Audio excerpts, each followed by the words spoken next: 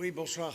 Bonsoir à tous. Nous, au sein de DLR, et je m'y emploie depuis que j'en ai pris la responsabilité, on essaie de vraiment travailler à l'attractivité de nos métiers. Et on considère que nous sommes entre les constructeurs et les utilisateurs, entre les gens qui fournissent des technologies et les gens qui utilisent ces matériels.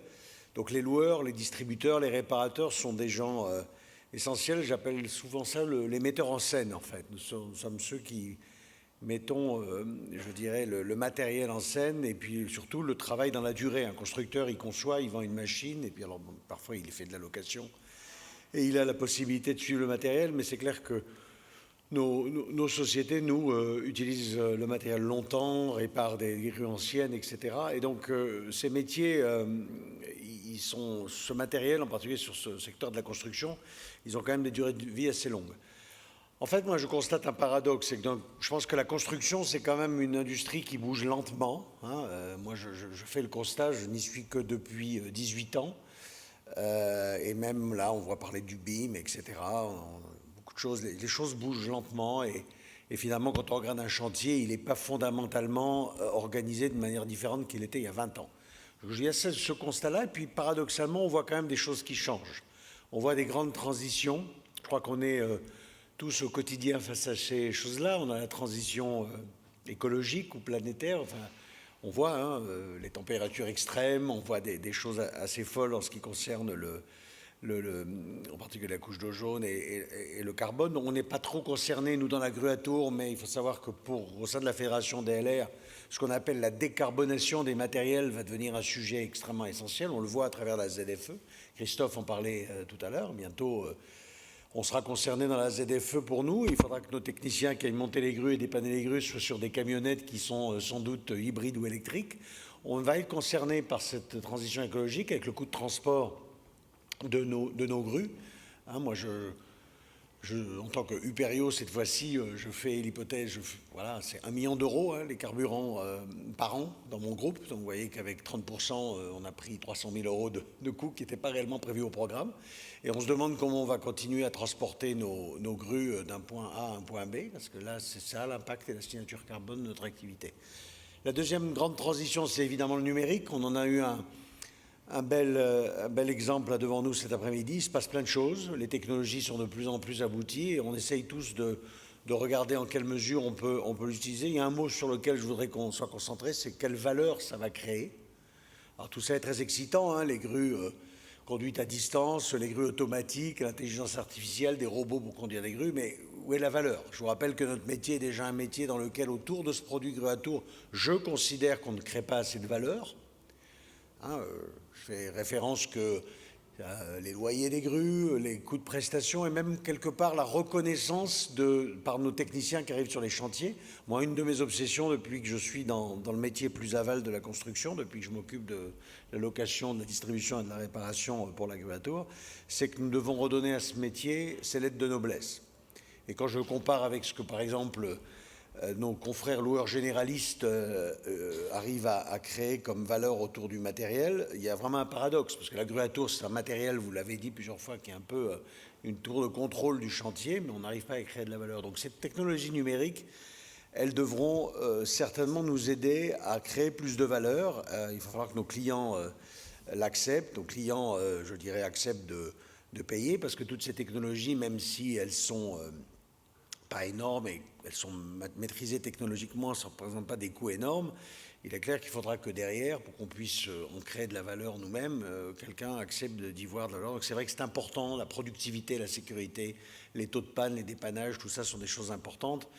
Et c'est vrai que la grue à tour est un produit essentiel et qu'il y a de la valeur là qu'on doit pouvoir capturer. La troisième dimension, la troisième transition, c'est ce que j'appelle le sociétal. C'est qu'on voit bien que les hommes et les femmes changent.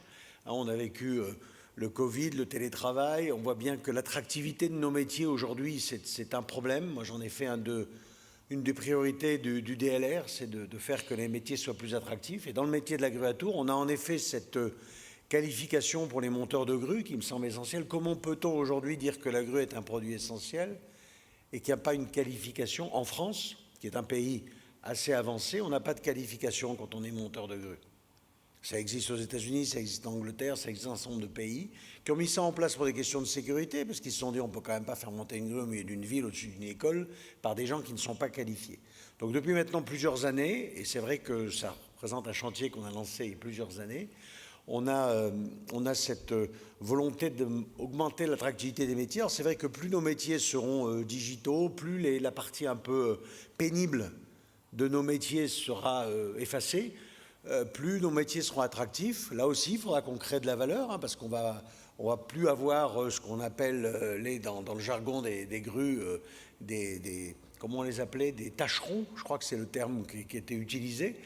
C'est clair qu'on n'aura plus des tâcherons qui taperont sur des axes ou qui seront des boulonneuses, hein, puisque là, il faudra qu'ils aient des tablettes, des trucs, des réglages, des capteurs. Donc, ce n'est pas le même métier. Et pour attirer ces talents, il faudra aussi les rémunérer. Donc, là aussi, il faudra créer de la valeur autour de ces choses-là. Donc, cette dimension sociétale, elle est importante. C'est vrai qu'on va y travailler. Vous pouvez compter sur DLR pour faire en sorte que on aille au bout de cette initiative de qualification des métiers de monteur. Hein. Bon, on a une pensée tous pour Francis qui traverse une petite difficulté de santé actuellement et qui ne peut pas être là avec nous aujourd'hui. J'ai soutenu énormément Francis et cette fois-ci je reprends ma casquette supérieure plus DLR. Je suis sûr qu'on va y arriver et qu'on va rapidement, moi je souhaite qu'il y ait des qualifications de monteurs qui soient à la fin de l'année. En conclusion, vous voyez qu'il y a quand même beaucoup de choses qui se passent, donc je voudrais dire aux gens qui sont dans la salle, même s'il en manque beaucoup à l'appel, qu'on a besoin, la profession a besoin de se structurer. Bon, je parlais des problèmes de santé de Francis, il y a Albert qui est là aussi, qui a un peu pris ma suite pour m'occuper de la profession au sein du DLR. On a besoin de tous, je dirais, y passer du temps, parce que je crois que c'est pour l'avenir de nos sociétés, déjà, pour l'avenir de notre profession, pour un petit peu l'avenir aussi de ce métier, hein, autour de la grue à tour. Je crois que c'est important que la profession se structure. Il faut éviter que ça le soit à travers de la réglementation, parce que si demain on n'arrive pas, nous en tant que professionnels, à se structurer entre nous, quelqu'un dans un ministère dira, ben voilà, il faut faire ci, il faut faire ça, et qu'est-ce que ça va faire? Ça va faire que tout ça deviendra beaucoup plus coûteux, ça sera beaucoup plus compliqué, il y aura beaucoup de paperasserie, vous connaissez la France, hein, c'est qu'on fait une réglementation, ça générera des bordereaux, des documents, etc. Je ne pense pas que c'est ce que nous voulions en tant que professionnels, mais pour autant, on voit bien que face à toute cette transition, il y a un besoin d'améliorer notre professionnalisme. Donc merci à Albert pour avoir organisé ce tour de table. Je pense qu'il faudra le répéter, peut-être sur d'autres thèmes que le numérique, en faisant monter sur scène les formateurs. Peut-être ça pourrait être l'autre thème. Au sein de DLR, on est très content et évidemment, on peut imaginer que je soutiens à fond toutes les initiatives Grue à Tour au sein de la fédération. Encore une fois, ce que fait la Grue à Tour n'est pas à des kilomètres de ce que font les autres métiers. Et donc la fédération est à fond sur ce genre d'initiative. Et puis voilà, donc merci d'être venus pour ceux qui sont là. Bonne soirée à tous. N'hésitons pas à en reparler entre nous dans les heures qui viennent. On ne doute pas que l'organisation JDL a fait les choses bien pour le restant de la soirée. Donc merci à tous. Merci Philippe.